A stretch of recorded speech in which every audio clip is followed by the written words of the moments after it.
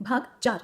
पांचों समीर की बहन की एंगेजमेंट पार्टी में पहुंच गए। वहां उनके दोस्त पहले ही आ चुके थे। सब अपने दोस्तों के साथ पार्टी एंजॉय करने लगे। तो वहीं रुद्र भी रिमिशा को लेकर समीर के साथ अपने कॉलेज फ्रेंड के साथ मिलने चला गया। तभी अनन्या को अपने क्लास का एक लड़का विक्की दिखाई दिया, जिसे देखकर उसका गुस्सा बढ़ने लगा और बोली, ये कमीना विक्की यहाँ क्या कर रहा है। वहां खड़े उसके सब दोस्त उस ओर देखने लगे जहां अनन्या की नजर थी। तभी गौरी ने पूछा, ये विक्की कौन है और अनन्या तुम उसे देखकर गुस्सा क्यों हो रही हो। ऋतु, यार ये कमीना विक्की अनन्या को काफी परेशान करता था। तुम्हारे आने के कुछ दिन पहले ही कॉलेज से निकाल दिया गया है। कबीर, अनन्या क्यों गुस्सा कर रही हो। इस बार भी वही हाल होगा उसका जो पिछली बार हुआ था। विक्की की भी नजर अनन्या पे पड़ गई। वो उसके पास आते हुए बोला, अनन्या डार्लिंग कैसी हो, आज तो कुछ ज्यादा ही हॉट लग रही हो। वो जैसे ही अपना हाथ आगे बढ़ाया उसे कबीर ने पकड़ते हुए बोला, पिछली बार की बात भूल गया जो फिर आ गया। तभी विक्की के पीछे खड़ा उसका दोस्त गौरी की तरफ देखते हुए बोला, भाई भाभी जी के बगल वाली भी कम हॉट नहीं दिख रही। दोस्त की बात सुन विक्की ने अपनी नजर गौरी के ऊपर डाली। विक्की, मेरी वाली अगर कड़क चाय है तो ये भी मलाई से कम नहीं है। इतना बोल वो गौरी को जैसे ही छूने का हुआ तुरंत कबीर बीच में फिर से आकर उसका हाथ पकड़ते हुए बोला, अपनी हद में रहो, यहाँ मैं तमाशा नहीं चाहता। विक्की, सीधे बोलना, तू डर गया। ये सुन विक्की के सारे दोस्त हंसने लगे। तभी अनन्या बोली, कमीनों के मुंह मतलब कबीर, हम लोग चलते हैं यहाँ से। वो लोग जैसे ही मुड़ी तभी विक्की ने गौरी का हाथ पकड़ते हुए बोला, आज कड़क चाय पर नहीं, आज इस मलाई पर दिल आ गया मेरा। ये देख अनन्या उसे एक जोरदार थप्पड़ जड़ते हुए बोली,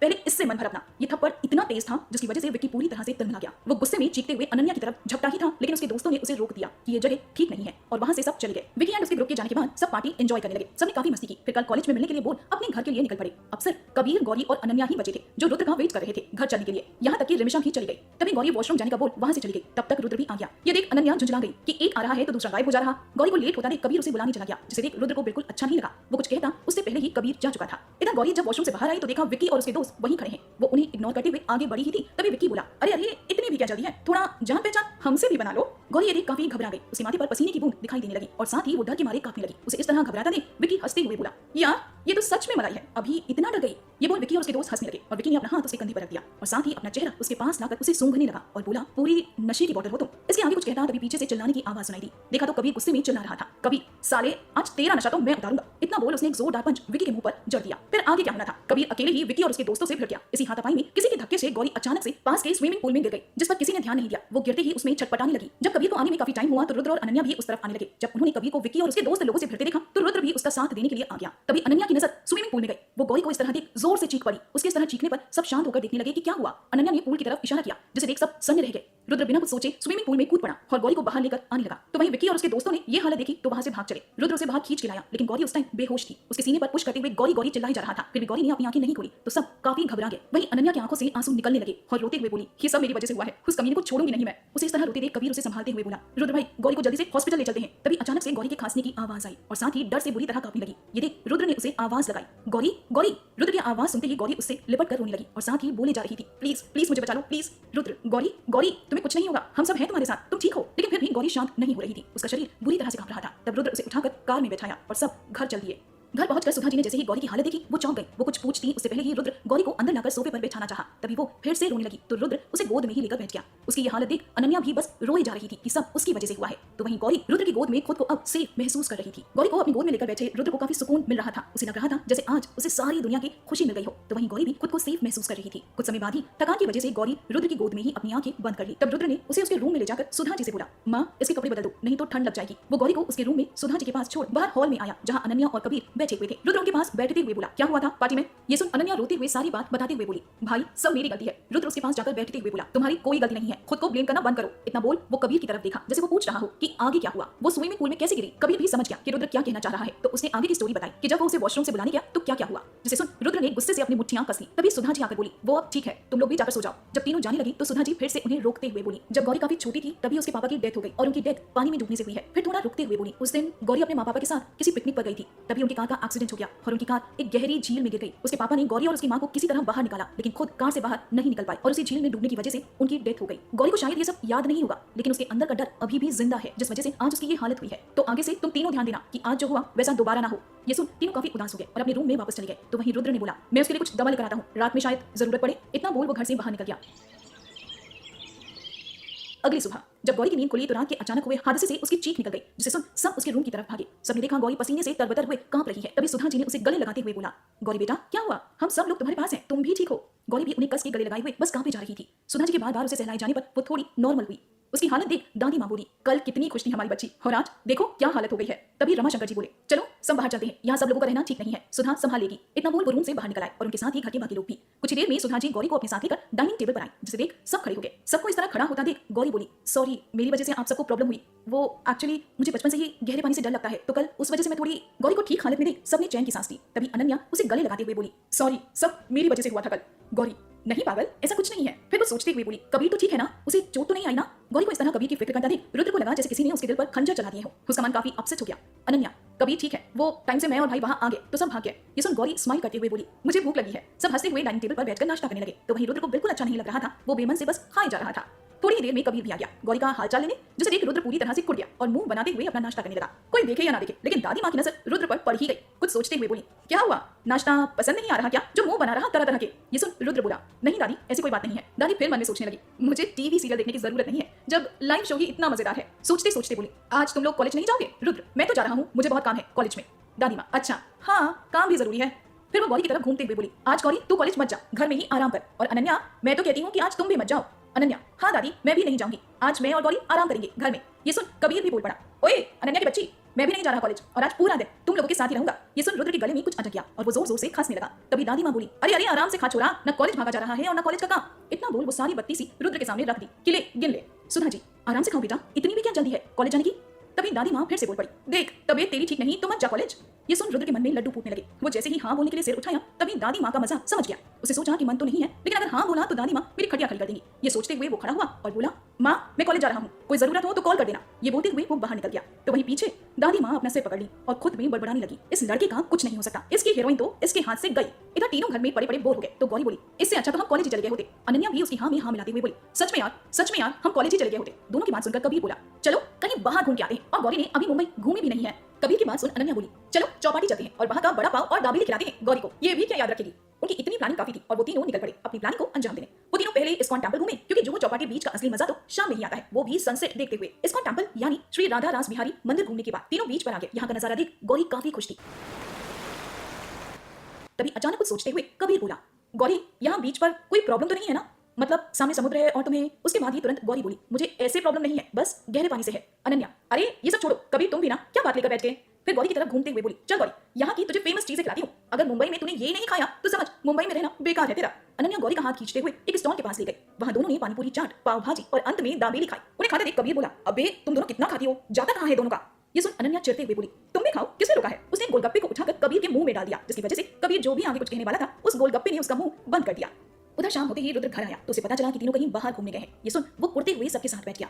दादी माँ उसकी शक्ल देख हंसते हुए बोली, तू चला जा उनको लेने, मुंबई की ट्रैफिक तो तुझे पता ही है, वो भी शाम के टाइम का। ये सुन रुद्र मन में बोला, मैं क्यों जाऊं जब उसे ही मेरी कोई परवाह नहीं है, और होगी भी क्यों, उसके दोस्त उसके साथ ही हैं, खासकर कबीर। उसे इस तरह खामोश बैठा देख दादी माँ हंसते हुए बोली, अपनी सोच में ही उन्हें लाने चला गया क्या। ये सुन रुद्र बोला, वो लोग खुद आ जाएंगे जब उनका घूमना हो जाएगा। इतना बोल वो अपने रूम में चला गया। पीछे दादी माँ फिर से अपना सिर पकड़ते हुए बोली, ऐसे ही ईगो में रहा ये छोरा तो हो चुका कल्याण, अंत में वही जलकुकड़ी रिमिशा ही मिलेगी। रुद्र अपने रूम में जाकर काफी परेशान था, कभी रूम में तो कभी बालकनी में बस चक्कर लगाया जा रहा था। फिर कुछ सोचते हुए वो बाहर निकल गया, जिसे देख दादी माँ पूछ बैठी, अब कहाँ जा रहा। रुद्र, तीनों को लाने रात हो जाएगी तो कैब भी नहीं मिलेगी उन्हें। इतना बोल वो घर से बाहर निकल गया। तो पीछे दादी माँ खुश होते हुए बोली, सीधा बोल के जाता कि इस घर की बहू को लेने जा रहा है। दादी माँ को इस तरह बुदबुदाता देख सुधा जी बोली, क्या हुआ माँ, आपने कुछ बोला। दादी माँ, कुछ बोल नहीं रही तभी तो सब ठीक से नहीं हो रहा, लेकिन अब लग रहा कि बोलना ही पड़ेगा।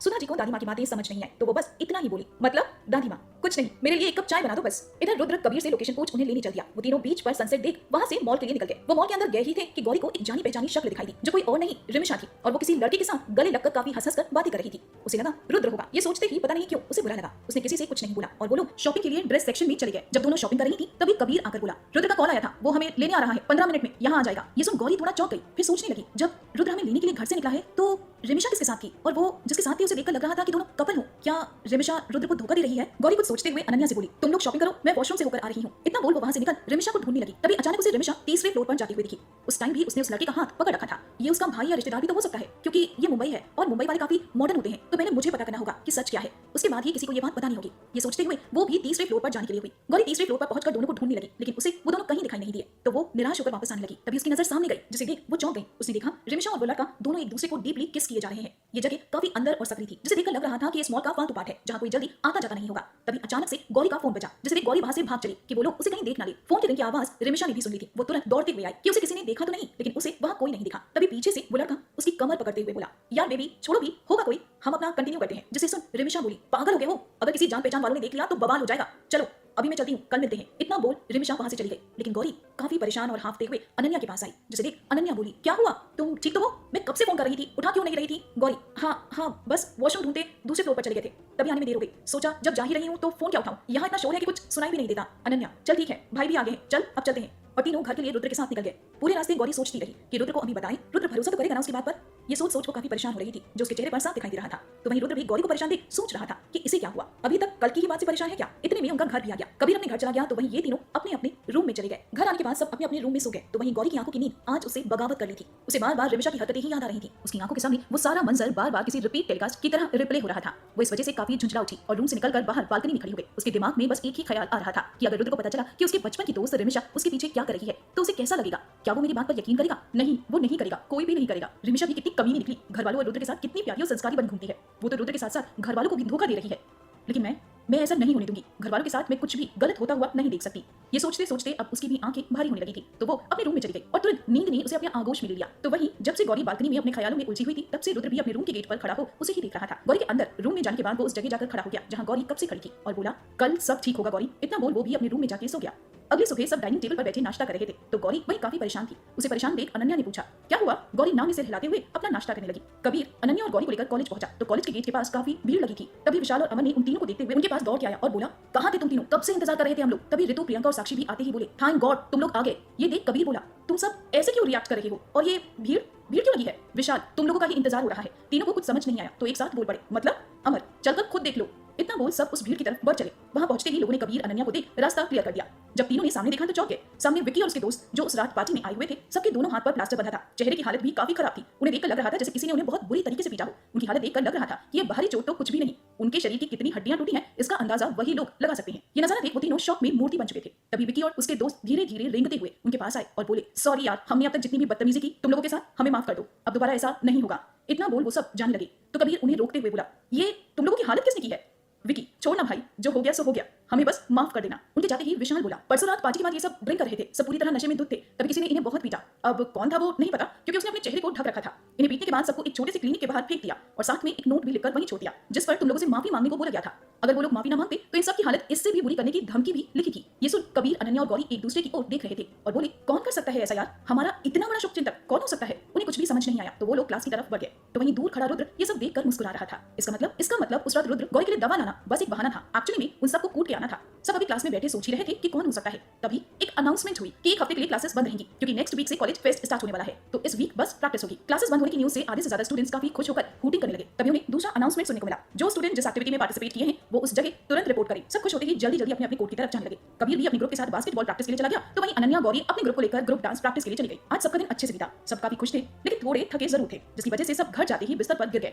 कुछ दिन तक उनका यही रूटीन था और कंपटीशन के दिन भी पास आ गए थे। कंपटीशन से एक दिन पहले सब अपनी अपनी एक्टिविटी को फाइनल टचअप दे रहे थे क्योंकि कल से कंपटीशन स्टार्ट होने वाला था। अनन्या भी अपने ग्रुप के साथ ग्रुप डांस रिहर्सल कर रही थी। उसे कंपटीशन जीतना जो था क्योंकि जब से उसने कॉलेज में एडमिशन लिया था हर साल डांस कंपटीशन की विनर वही हुई है। तभी अचानक से स्टेज टूटने की वजह से अनन्या का बैलेंस बिगड़ गया और वो गिर गई, जिसकी वजह से उसे काफी चोट आ गई। उससे अब खड़ा भी नहीं हुआ जा रहा था। ये देख गौरी काफी घबरा गई। उसे समझ नहीं आया कि वो क्या करे। उसने तुरंत कबीर को कॉल किया और दूसरे साइड से फोन उठते ही उसने सब माजरा कह सुनाया। थोड़ी ही देर में रुद्र वहां दौड़ते हुए आया और अनन्या को उठाकर तुरंत हॉस्पिटल ले जाने लगा। तभी गौरी सोचने लगी कि मैंने तो कबीर को कॉल किया था लेकिन रुद्र यहाँ कैसे? वो सोच ही रही थी तभी उसका ध्यान रुद्र के चिल्लाने से टूटा। वो देखी रुद्र उससे ही गुस्से में चिल्लाते हुए बोला, हॉस्पिटल चलने के लिए अलग से इन्विटेशन चाहिए तुम्हें। ये सुन गौरी डर गई लेकिन अनन्या की हालत देख उसके पीछे चली गई। अनन्या दर्द से बुरी तरह चिल्ला रही थी। गौरी उसका हाथ पकड़े उसके माथे को सहलाते हुए बोली जा रही थी, अनन्या अनन्या बस थोड़ी देर और रुद्र गए हैं डॉक्टर बुलाने, प्लीज प्लीज खुद को संभालो। तब तक रुद्र डॉक्टर को भी लेकर आ गया। डॉक्टर ने सब चेक करके बोला, इनके पैर में मोच आई है, फ्रैक्चर की उम्मीद नहीं है लेकिन फिर भी तसल्ली के लिए एक बार एक्सरे करा लीजिए। फिर उसने अनन्या के सिर और हाथ पर लगी चोट पर पट्टी कर डिस्चार्ज कर दिया। कहानी के अगले मोड़ के लिए सुनिए हमारा